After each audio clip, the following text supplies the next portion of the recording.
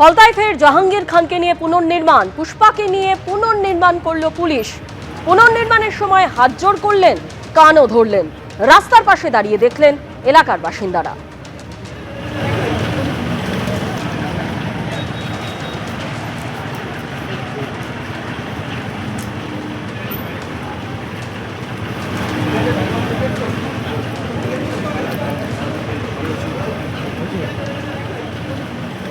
তৃণমূল কংগ্রেসের তুমুল ডামাডোল, কুণাল ঘোষের মন্তব্যে ক্ষুব্ধ নয়না বন্দ্যোপাধ্যায়।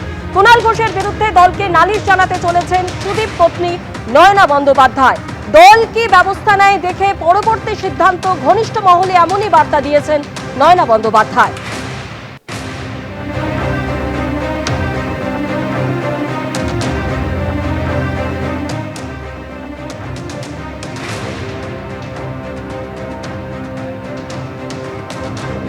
এর আগে কুণাল ঘোষ ঠিক কি বলেছিলেন শুনুন। মমতা বন্দ্যোপাধ্যায় আমাদের নেত্রীর এগুলো প্রাপ্য ছিল, এই ধরনের লোকগুলোকে উনি মাথায় তুলেছেন। সুদীপ বন্দ্যোপাধ্যায় যাওয়া মানে তো buy one get one free. বিজেপির মার্কেটিংয়ে তো বিরাট সাকসেস।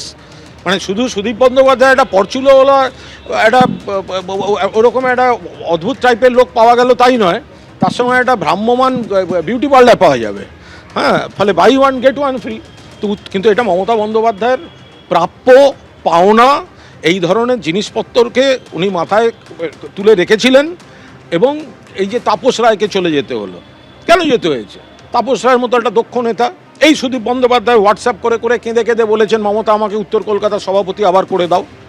সজল ঘোষ, তার বাড়িতে পুলিশ দিয়ে দরজা ভাঙানো হয়েছে। একমাত্র কুণাল ঘোষ টুইট করে প্রকাশ্যে প্রতিবাদ করে আমি দলের লাথি ঝাঁটা খেয়েছি সেদিনকে। এগুলো কারা করেছে?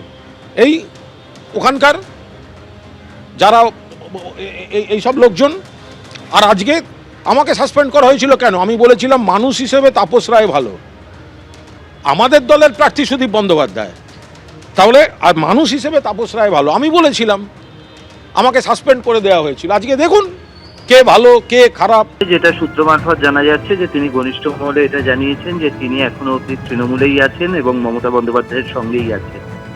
সুদীপ বন্দ্যোপাধ্যায় যে সিদ্ধান্ত নিয়েছেন সেটা তার ব্যক্তিগত সিদ্ধান্ত, তার সঙ্গে এ ব্যাপারে সুদীপ বন্দ্যোপাধ্যায়ের সঙ্গে নয়না বন্দ্যোপাধ্যায় সহমত নন।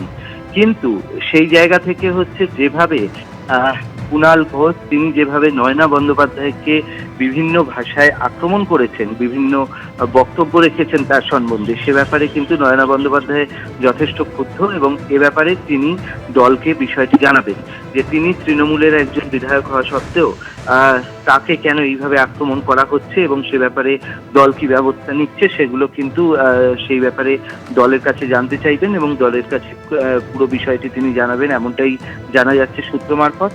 এবং সেই বিষয়ে যদি দল কোনো ব্যবস্থা না নেয় সেক্ষেত্রে পুরো বিষয় দেখে তার পরবর্তী সিদ্ধান্ত নেবেন নয়না বন্দ্যোপাধ্যায়। এবিপি আনন্দ, এগিয়ে থাকে, এগিয়ে রাখে।